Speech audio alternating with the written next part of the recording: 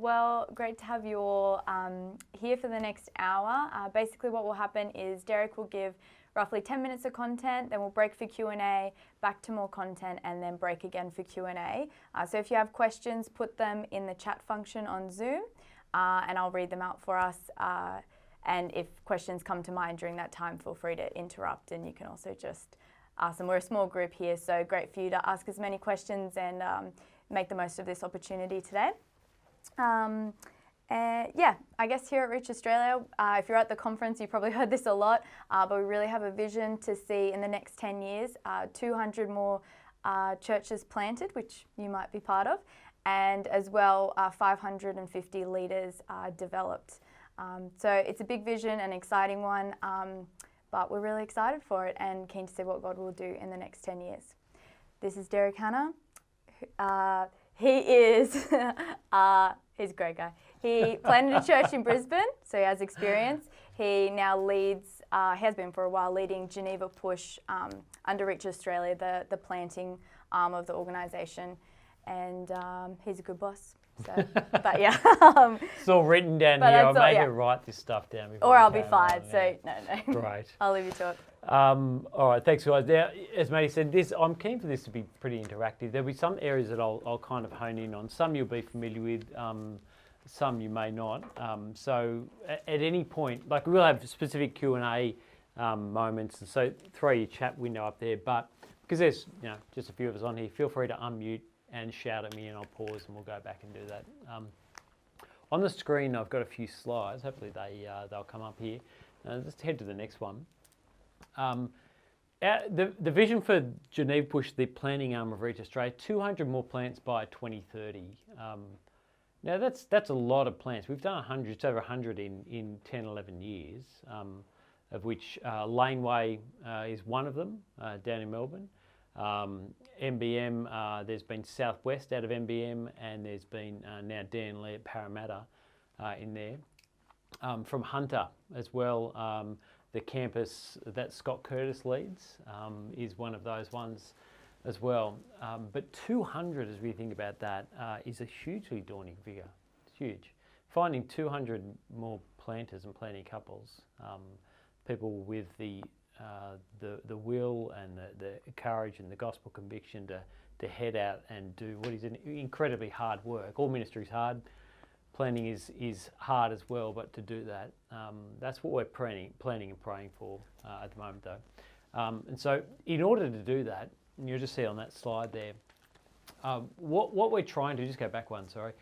What we're trying to, we're trying to help the right people plant in the right places for the right reasons, to reach those they're planting to reach. That's the end goal, to reach people trying to reach. But the role that Geneva Push plays in this is helping people, so for you guys, and if you're married, for you as a couple, and for anyone out there as well, work out what would it look like for me to plant? Is it the right thing for me to plant? Is it good for the gospel for me to plant? Is it good for my family? Have I thought through how I'm going to do it, and the impact it's going to have on people around me as well? So that we can get that goal. That's the kind of role that Geneva Push plays in that, in a whole number of different ways. But as you think about moving towards planning, whether you are at that point of thinking through very early on, I might plant in 10 years' time, what does it look like? Or at that point of thinking, actually, next year might be the year. I'm going to try and push into some of the areas that you want to consider, just as you do that. And depending on what the lead up is, the ramp is, I'll hopefully point to a few things that you want to build and develop or think into along the way. So that's the plan. 4 things I'm going to push in today on the slides you'll see. Just asking some of these 4 key questions. What's my motivation for doing it? If I'm married, are we on the same page with this? Are we on the same page? Third question, how am I wired? And the 4th question is around what planting model am I going to use? Normally, when people are thinking through the planting question, it's questions 3 and 4 that we would normally go to. Am I a planter? I'll talk about at the end around planting models, but we have a picture in the head of what a planter looks like, and we compare ourselves to that and think if I fit that mold, I should plant. If I don't, then I won't plant. But actually, those 2 questions at the start are absolutely key. Those two last questions are key, but the two at the start is where I think we need to really push into before we get to the 3 and the 4 questions. So let me push into number 1 first. I'll do number 1 and 2 and then I'll pause and we'll do number 3 and 4. So just the next slide. Part of this is examining my motivations for doing it. Now, the hope is that we're planting, as we're thinking about, but we're planning to see God honoured and the lost reaching that. We're in these new communities in pockets. So where Davey's out at Ingleburn, there's these new estates going up again and again and again, tens of thousands of people moving in. And the hope is that by planting these new churches, building new congregations, new churches around the Word that reach new people, so that God is honoured there. But it is worth asking questions we're doing that, whatever context we're in, what the motives are for doing this. It may or may not be true. It probably was true 10 years ago after Mark Driscoll came out, fired everyone up, stirred the pot. Church planting was sexy for a few years. Everyone wanted a church plant. And then people realised this is just really, really hard work and it's really painful. And social media doesn't do justice to what happens on the ground. And so it kind of lost that sheen. But there are often unspoken motives that we have for driving towards planting, which are worth just digging down into. So for example, 4 I've listed here, there's more, but here's just 4. We do see some people whose drive for planting is frustration at the current church they're in, or in the church in general. Now that's not inherently bad in and of itself. There is a sense in which every planter looks at the church and thinks you're not doing enough to reach the lost. Most planters have that as a sense. But if it's just frustration at your current church and that's the only driver, what's going to happen when you plant is there's going to be a constant comparison to the sending church, if that's the object of your frustration, or the churches around. You're going to see that play out again and again. Constant comparisons. This church is better than that, which means actually the mission field you're drawing from won't be the lost. It'll be people at other churches, and you'll be happy to take that. It will shape how you do planting in those first few years. You'll grow more by movement, more by rearranging deck chairs than you will by evangelism. Second unspoken motive, think about escaping a difficult church situation. And so if you're in a place where you think it's just not working out with my boss, they're driving me nuts, I can't wait to get out, someone mentioned a church plan, that sounds like a good way to do it. And so the result of that is going to be, it sounds crazy saying that out loud, but I've seen that. The result of that is going to be hasty planning, because it'll often happen in quite a short time frame. And again, it'll often be public critique as well when you plant of the church you plant out of or other churches around it. Third one, the notoriety of planting as well can be a real drive. So this may have worn off a little bit. In some circles it may still be there, but that kind of sexiness of planting, that kind of the alpha male, I'm planting, the story always starts with it was just me, my wife and my dog in a garage, and now we're 4,000 strong. There's this notoriety about planting that can come and the image that can be in my head. If I build my thing from scratch, I started, it's around me. It's an identity issue, that one. And the way we see it play out, at least the way I see it play out, is often around social media, an unhealthy use of social media that looks like it's clothed in this kind of gospel veneer, but it's just narcissism dressed up on Instagram. And so there's just this motivation that needs to be examined in that space, and planting, because of the very nature of it, can feed into that quite strongly. Fourth, a desire to prove yourself. Now, again, planters are often quite driven. They are people who are okay with ambiguity. They like starting stuff from scratch sometimes, or they like building things with what's there. And there is a desire sometimes to prove yourself in that context, depending on where you came out of. But the impact, if you haven't examined that unspoken motive in planting, is you'll see it in how you see those that you lead in your congregation. And so are they merely tools to achieve the ends that you desire, or are they people that God has given you to shepherd and care for, even when they seem to stand in the way of this desire to prove yourself and achieve the vision you've got? Now, they're just four. Again, I think as we're planting, these are not necessarily unique to ministry, but I think one of the things that planting does is it acts as a catalyst for some of these things in some unhelpful ways. Because often with planting, no, nearly always with planting, the planter and the planting couple play a significant and central role in the formation of the DNA of the church. People are significantly connected to the planter and the planters. And that comes with great, a little bit Spider-Man-like, with great power comes great responsibility. It is a little bit like that at points. You need to be very conscious of the influence you have as the planter in that context. So just back to the slide for a second. So your motives are never going to be pure, but one of the things that you want to do in considering planting and moving towards planting, no matter where you're at, is begin to unearth some of these things, uncover what's hidden and address them with gospel clarity. Anyway, that's my first one. Again, that's not necessarily the typical thing if you're thinking, what do I need to do to prepare to plant? We will nearly always go to competency and skills-based stuff and character as well. And I think this is an aspect of character, this motivation that planting feeds into and can be very unhealthy. All right, there's the first one. Let me go to the second one. The second one is around questions for marriage. Now, if you're not married, then it's worth hearing this nevertheless. If you are married, it's definitely worth hearing. Most of the time when I'm talking to guys about planting, they have quite a clear picture. If I'm talking to them, they've got quite a clear picture of where they want to go and what they want it to look like. I don't know if it's just me, but I've got a really high-pitched buzz coming through right now. Ah. Is it everyone else as well? I'm talking talk to my tech guys. Should I take this off? It's coming in and out. That? What's happened? Oh, it's gone now. It's gone now. There you go. But I I'll can go hear through myself. that, Mike. Okay. We'll go to the backup. Un momento. There we go. Thank you very much. Thanks, Dave. Hopefully that's better. Okay, so second one. This is the second thing to have a think through around marriage.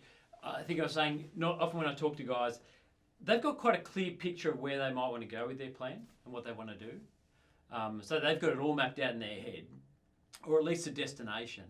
But if they're married, they've spoken to their wife about some of the details, but their wife is thinking into very different spaces, particularly if you've got kids, very different spaces to the person who's planting, the guy who's planting up here.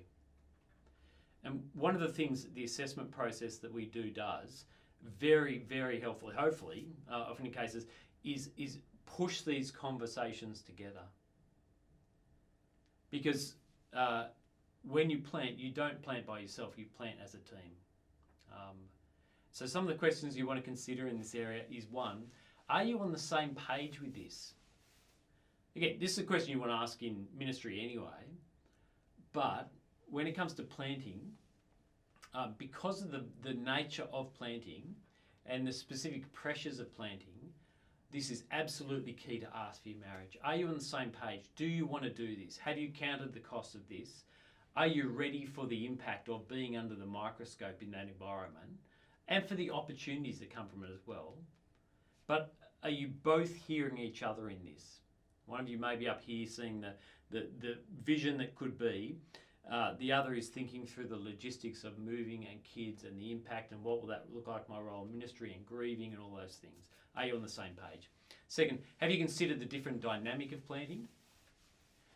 So I was talking to someone a while ago who'd moved within their own church from being an assistant to being the senior. Their comment was that the role of being a senior, the functional role of being a senior in the church, was at some level no different to the role of being an associate. They weren't doing anything differently in terms of their job. They're still preaching and organising Bible studies and running meetings. But there was something intangibly different about being the senior. That ultimately things rested with you. Now in planting, it's a similar dynamic that there's at some level nothing inherently different that you will do in a plant that you haven't done elsewhere.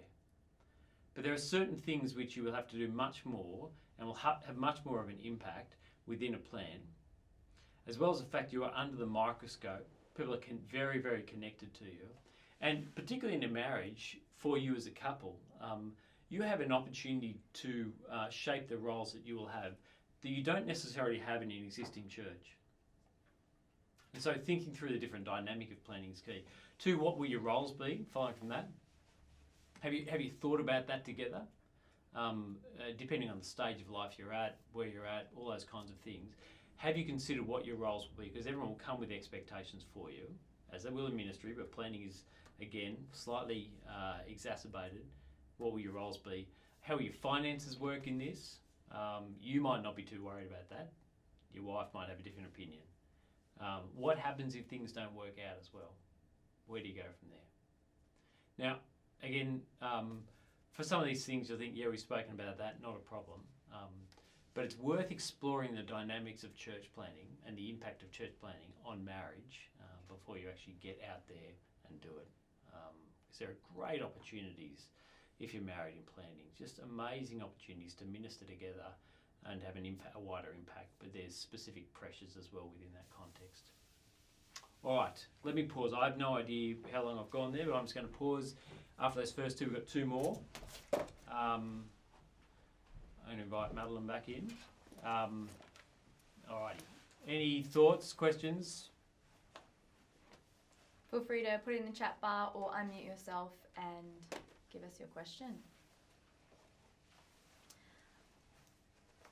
Derek, sorry, can I? Yeah, go for it. It's easier to talk than to chat. How extreme do you need to be in working out that what happens if things don't work out plans? To what extent do you go into it with, okay, we're going to give this a crack for 3 to 5 years. That doesn't work, then here is the escape plan, or do you just kind of, I don't know. I'll leave the question at that. How precise, to what extent, how comprehensive do you need to be with the escape plan? Yeah, it's a good question. I think it does depend on the model of planting you've got. So if I was just to use Laneway, for example, where Josh and Sarah, they came from Hunter Bible Church and studied and then went down to Melbourne to plant. Now, they have no family down in Melbourne, and so they kind of parachuted in with kids. And I think they needed, I'm not sure what their thinking was longer term in this, but I would think in that context, they would need to have had fuller conversations about what this might look like moving forward in terms of where it goes if it doesn't go as we think and pray it might, because of the lack of safety net down in Melbourne itself. Is where in a context in Sydney where it may be that you're heading towards a mother-daughter plant, for example, or you're a part of a multi-site plan, it may be that the risk is collectively owned within that. And so if it doesn't work, then it just gets pulled back into the mother church or the sending church in that. And so I wonder whether it's the level of risk with the planting model that really shapes how firm those plans need to be.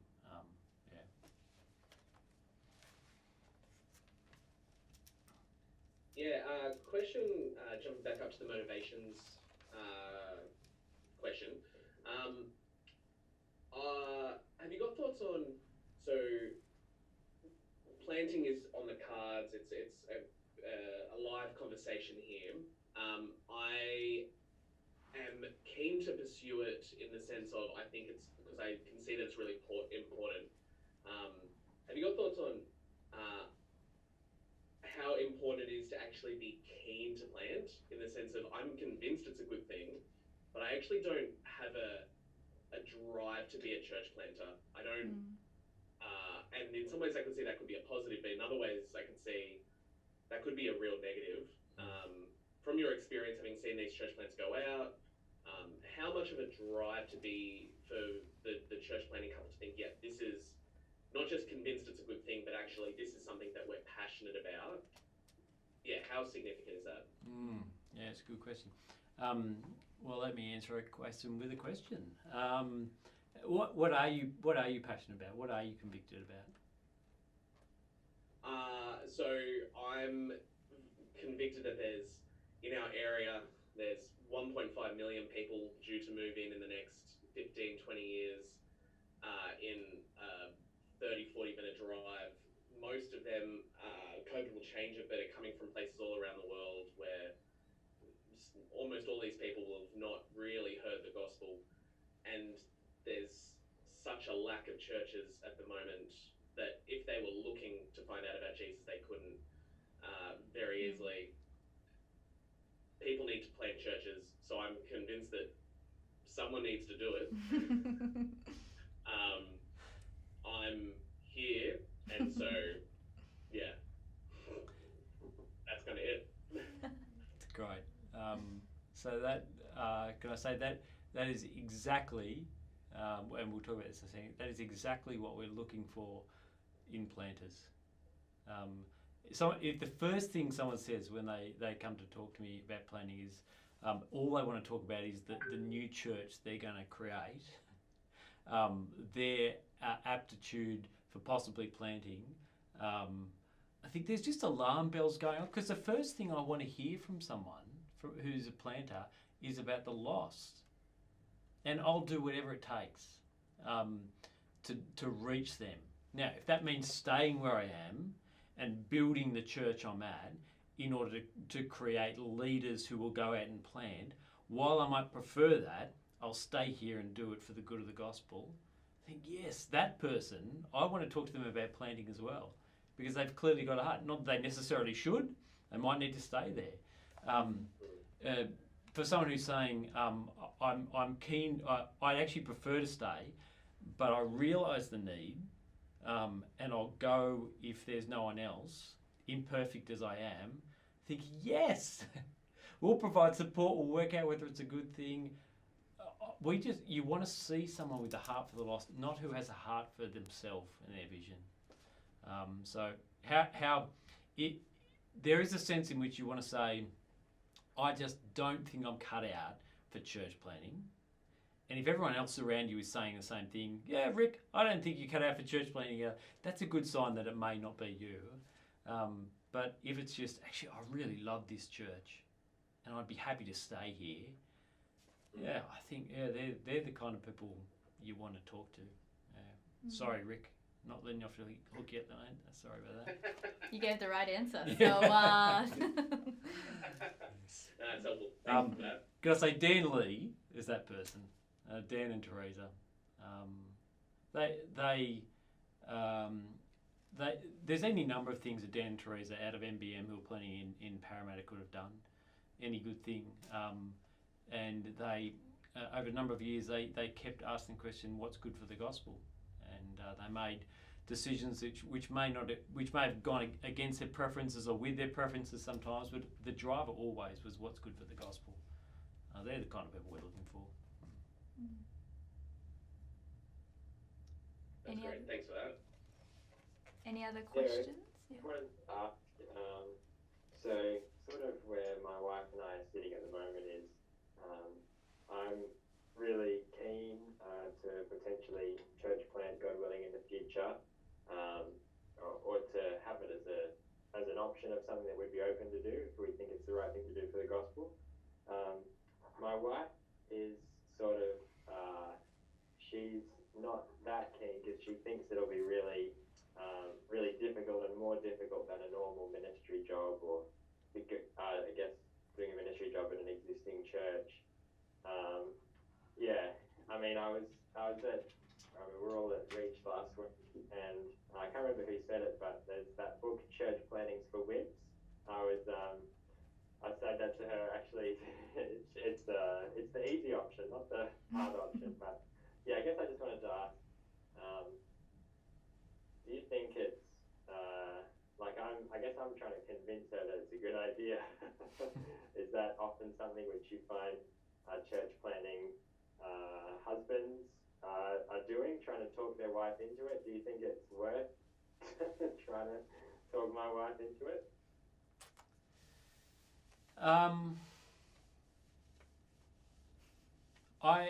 I want to. I want to push back slightly on some of the wording of that, because I think it's important. This is not necessarily you, Jethro. Sorry, just because it's a good question, and the phrasing is one which I hear a little bit in some way, in different ways. And again, it comes back to the fact that often for guys who are at MTS and college and ministry, they are in their thinking into a different space. Not always, but often they're thinking in a different space to their wives in this. Particularly if their wife has kids, or if they're working full time or whatever, their head is in a different space. And so rather than thinking, do I need to convince my wife of this, often my experience has been actually their wife hasn't got the same context of understanding that they do, because they're constantly thinking into this. So actually what needs to happen is helping their wife understand the context that they've had years to warm up to, the questions they've had years to unravel, the issues they've seen and had time to work out. Their wives haven't had that time or opportunity to do it. Now, this is what the assessment process hopefully does, help them get on the same page with that. So do we want to convince our wives? I'm just thinking, I'm married to Jacqueline, and do I want to convince her that planting is a good idea? Do I want to do that? I think I needed to lead her to understand what it would mean, the good and the bad. I think I needed to lead her to understand the opportunities there.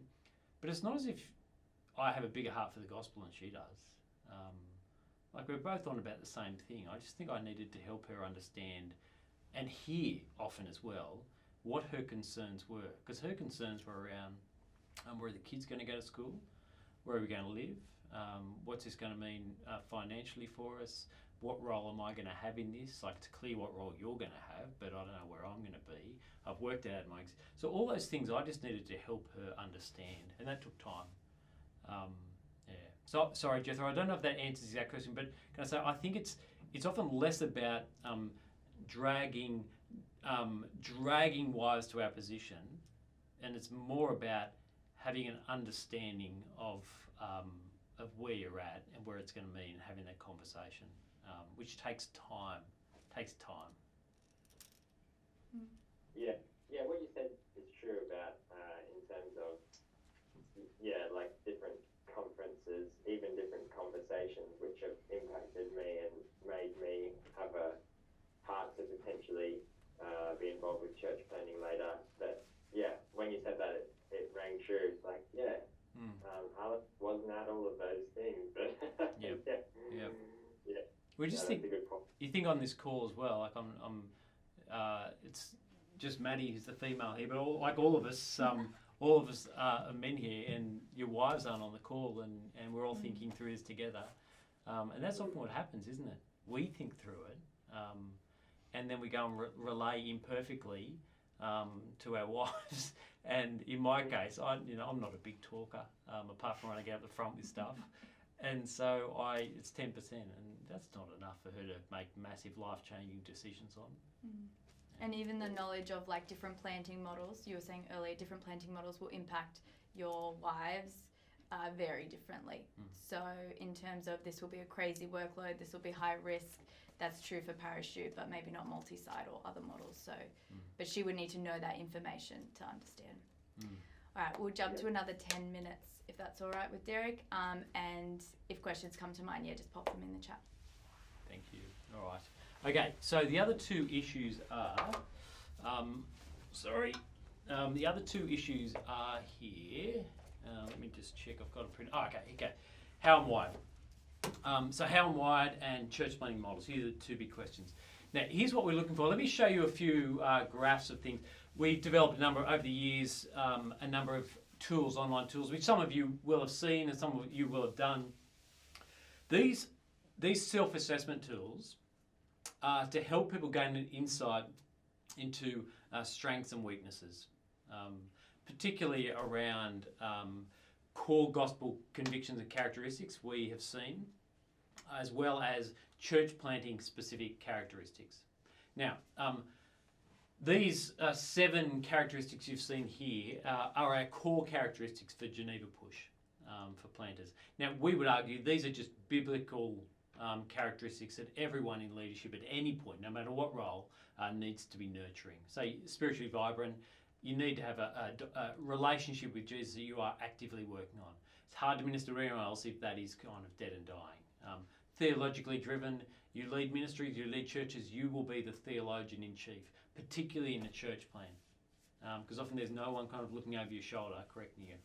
The emotional intelligence one, we have seen that people who lead, one of the biggest factors in leading well and churches growing is emotional intelligence. Am I self-aware of how I tick and how I come across? Do I understand how other people tick and how they come across? Now, that emotional intelligence is not IQ. This is the ability to understand myself and other people and lead them well. And then the gospel visionary, courageous shepherd, evangelistically urgent, effective overseers. Now, we would argue these are core characteristics that we would want to see in anyone who is in gospel ministry, not just planters. I'll get to planters specific one in a second. So there's the question of how and why. On the next screen, you'll see this is from, so that last one was from the tool we developed based on our church plans and our core competencies called the CPCA. Sorry, Derek. Yep. Can you just explain briefly the previous slide? Yep. What were the numbers we were looking at? Was that the average? Was that the importance you assigned to it? Is that what's that percentage next to each thing? Is that just an example? They are someone's results. Sorry. Okay. So yep. I've got them in the room. No, I haven't got them in the room. No, they're just a random person's results. So listen, because it's a self-assessment with this one as well, what I'm saying to people is, often what we find is people who have only just entered ministry, for the CPAT, the results are very, very high. They don't quite know yet what they don't know. It's like when my son sits in the back of the car and tells me he can drive a manual. And I tell him, mate, you are unconsciously incompetent. He's a lovely kid, he's great, but he just doesn't know he doesn't know. And so as you longer you're in ministry, you kind of become a little bit more self-aware of what things are like. It's neither good nor bad, it's just how it works. But when we're looking at that graph, we are looking to see the contours rather than a particular percentage. So I've got green and orange and red. They just indicate where it falls. Now, if everyone's in kind of 20 to 30%, it probably raises some questions for us about what's going on there. If every single one is in green, raises some questions, but generally with this one, what I'd be seeing and saying it looks like theologically driven, emotionally intelligent are key strengths for you. Can you talk to me a little bit about that? And that'll often be because they are in Bible college at that point, or well-trained theologically, well-formed theologically. Within our circles that we mix in, normally theologically driven is very, very high. Spiritually vibrant is kind of the medium, so that's a pretty accurate spiritually vibrant one. Emotionally intelligent varies significantly,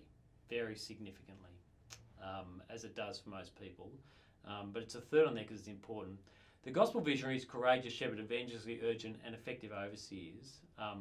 These are ones which characteristics which we want to see developed over time, but they can be developed, but often with people who haven't been in ministry for very long. Even though they self-assess those might be high, generally they're not that strong. They haven't had a chance to cast a gospel vision and see people follow. They haven't done that courageous shepherd moment of discipling someone through the thick and thin of it, and groups of people. The evangelistic urgency part of it is, have they shown that they not only talk about reaching the lost, but build systems and structures and relationships around that. And effective overseers is around, have they shown they manage groups of people well? Anyway, so it's a self-assessment, that one at that point. So we're looking for contours in that and asking people why, just it's a conversation piece. Can you talk to me about why that one is at 40% there? What's going on? Might have been they had a bad day. It might reveal something more, but we want to see people growing in that. All right, next one. This is from a online assessment we use called the CPCA, which was done in conjunction with Lifeway in the US, adapted based on research we did in Australia. You can see on the right-hand side, it's taken the results and tiered them. It's grouped them on the left. What we would be looking for in here is people to fit within those percentiles, that top and the bottom lines there. And you can see that the characteristics is in there. The tiers is one of the fascinating ones in this, because the research that was done showed tier 1, tier 2, tier 3, tier 4 having significant impacts on churches going down.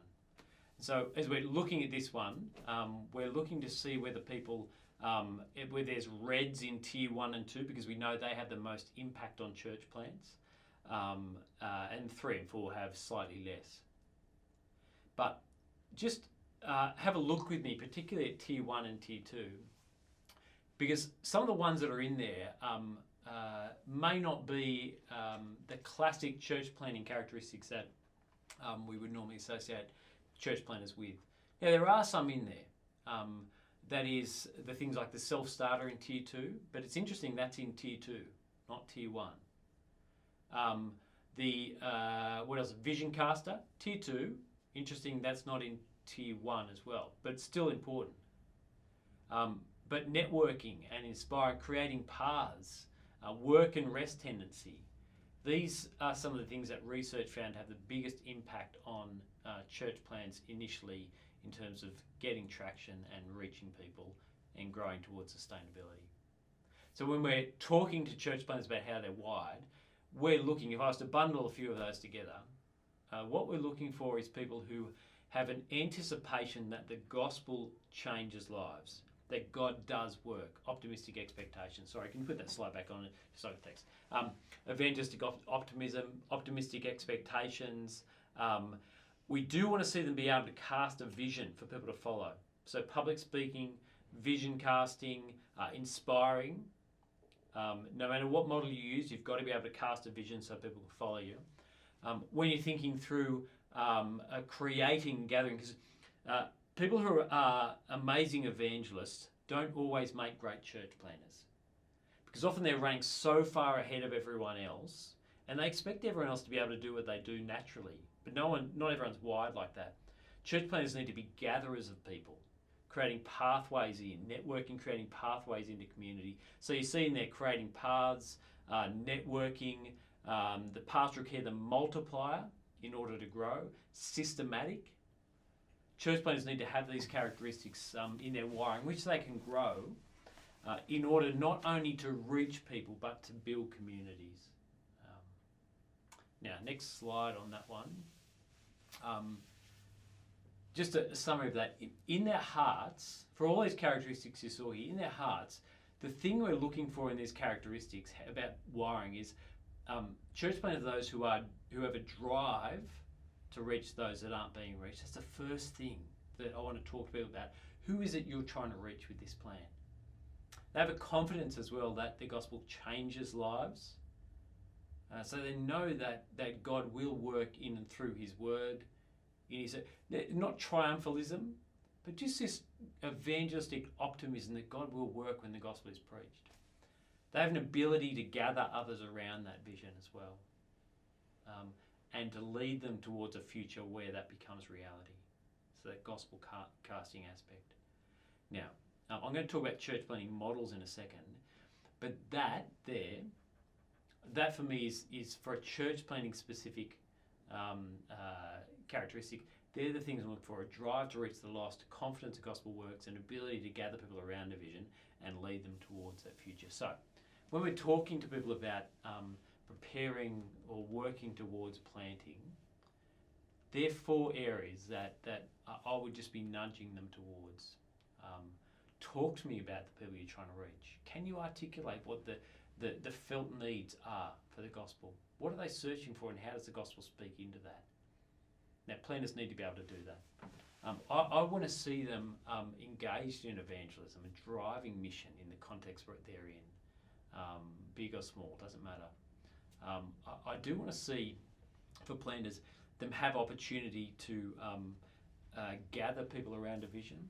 So that doesn't have to be a mission or a planting vision, but are they in contexts in churches where they've had to start something, cast a vision, and others follow in that? And that's the last one, the leading. So in developing planters, in growing planters and moving towards planters and growing those skills, they're the kinds of things that I want to be pushing into. All right, before I talk about church planting models, let me just, do you want me, no, let me talk about church planting models, sorry, quickly, and then I'll stop. I'll do this really quickly, although this is an important one. All right, I've got more written about this, so I'll send it later. Now, the last question is what planting model am I going with? The problem with church planting historically has been there's been a one-size-fits-all picture in their head of what a planter is. I'm not that alpha male person who goes into the middle of the city without knowing anyone and starts a church, and so I can't church plant. What we've seen in the network over the last 10, 11 years, an increasing number of models growing, and we're seeing them develop, and each of the leaders of those models are quite different. And so I want to say, but don't rule yourself out of church planting because you have this picture, because actually church planters don't come in one size. Not all church planters are the same. The second part of the importance around church planting models, there has to be parity and agreement between the sending church and the planter. This is why we keep pushing into this. And so if you are in a church where you're thinking, I want to plant out of and I want to go and do something different, and the sending church is thinking, actually, we're happy to send you out, but you're going to remain part of who we are, there's tension right there. So an understanding about what planting model you're going to use and what the relationship will be like between the sending church and the planter itself is key. Thirdly, what we see is when that hasn't been understood and agreed upon, the planting model, momentum stalls, conflict happens, momentum stalls, things begin to fall apart where it needn't have. Now, some examples of this, just put some flesh on them. Next slide. The second part of our online assessment tool we built was based around characteristics we saw in different church planting models, leaders in there. Now let me pull out a few. If you're going into a revitalisation, an established church where you're trying to turn it around, the characteristics we'd be looking for, you want to be a change agent. You want to be a resilient entrepreneur. You want to be a patient strategist. Because you're going into a context where the cement is not wet. It's going to take a long time to change, but you have to have a plan for doing that. Now that's one kind of, not necessarily planting model, but a church leadership model. You take the other end of the spectrum, a pioneer planter, and how they're wired. They will often be highly entrepreneurial. They're happy to start stuff from scratch. In fact, they prefer it. They're very good networkers. They're excellent at gathering people as well. And they're generally implementers because they need to create things from scratch. Even though they scrap around, they get ideas from elsewhere, they create things from scratch. Now, you take a multi-site planter. In fact, if you skip to the that one. Here's three examples. You can see the three laid out there. A pioneer planter, a mother-daughter planter, that is being sent with 30, 40 people out of a church with the view that you will eventually become independent, is different again to a multi-site plan where you take 30, 40 plus people out, but you will always, for the next 3 years at least, you will remain part of the whole. There's no thought of being independent. We're one. So a multi-site planter has to be a DNA carrier. They don't need to be sold out for the sending church. They need to be organisationally gifted as well because they're not only managing their campus, they're also, which is often quite large when they plant, they're part of the mothership as well. And they need to be a mediator because you're going to have new people joining the campus who know nothing about the centre. And so they're the bridge between them. So we can see for the mother-daughter, they're team players, gatherers, implementers, mediators, similar but not exactly the same to a pioneer planter. Now, all these things you can grow in. But part of our wiring is we will be inclined towards one over and above another. And our context will dictate as well where we might be. But if we're in a church that we love, even though we might be able to pioneer plan, we might be more than happy to lead a multi-site campus. If we're in a church we hate, that's a pretty strong word, but that we are not happy with, and we go every Sunday and we think, oh, this is driving me nuts, I wouldn't do it like this. You don't want a multi-site plan out of that. You don't want to do that. You want to work out how, for the good of the gospel, you do another model. So when we're talking about people prepping for planting, one of the key things we're saying is you need to work out, as you get closer to planting with the sending church, what kind of plant you are planting with. Part of that will be about your wiring, and part of it's going to be about your context in the sending church. All right, let me pause. Sorry, Maddie, I think I went a bit over. Forgiven, it's okay. Thank you. Phil, no questions in the chat bar, but feel free to unmute yourself and ask any questions.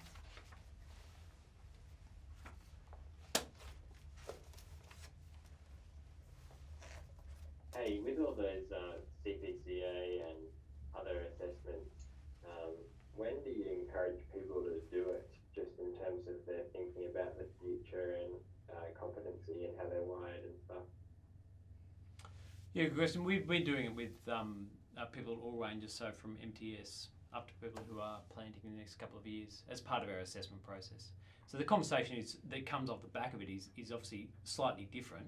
So if you're doing it at MTS, it just provides a moment of reflection to say, all right, here are the things that I would need to grow in if I was going to move towards planting.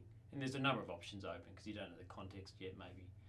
For someone who is moving towards planting the next couple of years and they're saying, hey, I'm thinking about parachuting into that area, and they do the CPAD, and the characteristics come back very, very low around the entrepreneurial, implementer, networker, gatherer. There's a conversation just to be had in there to say, okay, can we talk about what's happening here and whether this is the right thing for you? So you can take it at any point. The conversation that comes off the back of it is just slightly different at the points.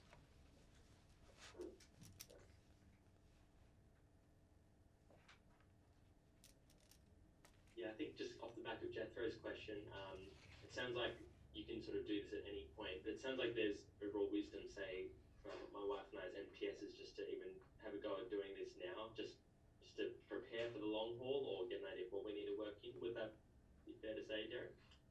Yeah, absolutely. As many conversations as you can have about this on the way to bring you together and to do just slight course corrections with stuff. I think that's incredibly helpful. The CPAT we've designed to be quite easy entry. So you're not sitting down for 5 hours and doing it. I think it takes 20 or 30 minutes. And then I just have a conversation with you afterwards. It's quite easy on that front, but it's those little course corrections that sow possibilities in your mind and help you realise things like, oh, actually, my gospel casting is quite low on this self-assessment. Now, is that a reflection of my gifts and wiring, or is it a reflection of the fact that I've never been in that context? All right, I need to put myself in a context where I can do that and see whether I can grow those skills. So yeah, at any point, it's about course correction and growth and development, I think so. Yeah. Maddie's the expert on this stuff around the CPCA and CPAD.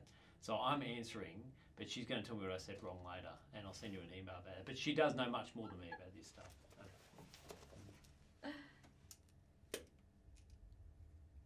If I'm thinking I'm going to plant in 5 years, are there general things that I should be working on now? Like my preaching needs to be maybe better than if I was an assistant minister at a church, or, okay, that's one idea. But yeah, are there general things regardless of planting models? If I'm like, I'm pretty sure we're planting in 5 years, what should I be doing now? Yeah, so it's a good question. I think going back to, if you know the planning model, I think that gives you a helpful idea of where you are. But going back to the more general areas of growth for all planters, I want to see people actively engaged in mission. So how are they thinking through building a missional lifestyle, both for themselves, am I engaged with non-Christians, but also for the church I'm in? I think planters need to work out how to do that, because that needs to sit at the heart of it. The gospel casting stuff comes through in a whole number of ways. Preaching is hugely important in any church context, in church plants as well. It's so formative at the start. Now, people don't necessarily come or not come to your church for your preaching, but it does help you set the DNA of it, I think. So having those opportunities informally for gospel casting, formally for gospel casting through preaching and through meetings, and developing leadership skills, leading people to a bigger place. So what do you do 5 years out? I think those are the key things you want to be working on. How do I put myself in situations where I grow those things, where people can see my gospel heart, so that when it gets to the point of pulling the trigger for some sort of fuller assessment, no one says, oh, that's so surprising that Derek would plant a church, because he has never, ever exhibited any interest in reaching the lost, but his Instagram account is going nuts. So, there's a kind of, what I do now, I want to nurture so that no one is surprised when I say, I want to plant a church. And I said, yeah, of course you do. That's what you've been doing for the last 5 years. So, yeah. Any final questions? All right. Derek, final thoughts you want to share? Well, I've got a final slide. Here's the slide, the last one. Just let me summarise. How do you prepare? One, examine your motives. Talk to those who you know. If people are surprised that you're even thinking about this, not that, some people might say, oh, you're doing such a good job there, I hadn't thought about you planning a church. That's different than saying, oh, I didn't know you were even interested in reaching people who didn't know Jesus. Now, that's a problem. Alarm bells there. Examine your motives. Talk to those who know you. Two, talk to your spouse if you're married. Are you on the same page? How do you get on the same page? How do you go to conferences together? How do you get in rooms with people together in order to have this conversation? Three, do the CPAT if you haven't already, and you can just begin to identify areas that you can work on and make a plan out of that. And four, if you're at the point where you're saying, actually, I do think I want to move towards planning, the whole point of assessment is to help you ask that question in a very pointed way. Are we the right people to plant? And have I actually got a well thought through plan in order to reach the people that I'm trying to reach? So they're the four things about how to prepare. I'll say that's my last thing. That was one sentence. That was good. Yeah. Thank you. Well, that's it for us now. We're going to send you an email after this, and in it will be instructions on how to take the CPAT, if that's for you, how to get assessed, if you feel that's where you're up to, and if you're still unsure if you're up to that point or not, just get in touch with us. We're happy to chat you through that. And there are plenty more learning labs, so just go to reachaustralia.com.au/labs and you can register for more. But I'm going to pray for you guys and then we'll close. Dear Heavenly Father, we thank you so much for all these men online in this group. We thank you for the time that we've had today and for Derek's wisdom. We thank you so much for their heart for the lost and to see the millions across Australia who don't know you. We thank you for their burden for the lost, and we just ask that if they have a conviction to plant, if that's where you would like them, that you would grow that and put it, them along with their wife. However they serve you, that they will never lose that desire for the lost to know you and to be in a relationship with you. Amen. Amen.